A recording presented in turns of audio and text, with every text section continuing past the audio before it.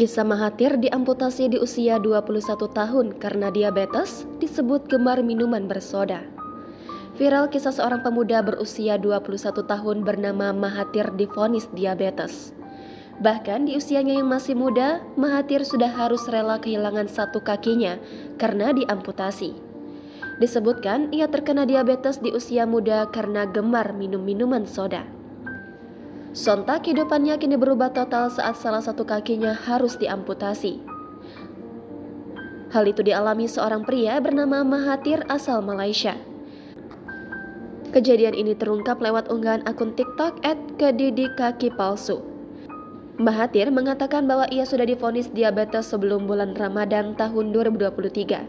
Ia juga menceritakan kebiasaan buruknya yang suka mengkonsumsi minuman manis seperti minuman bersoda. Karena kencing manis, aku lebih banyak minum air soda dan manis daripada makan. Aku baru beli kalau pulang sekolah, ujarnya dalam unggahan tersebut. Sebelumnya, ia pernah bekerja di restoran cepat saji di Kuala Lumpur selama 1 tahun. Setelah kaki kirinya diamputasi, Mahathir mengaku mengalami kesulitan untuk beraktivitas seperti berlari hingga bekerja. Meski begitu, Mahathir tetap semangat untuk mencari nafkah.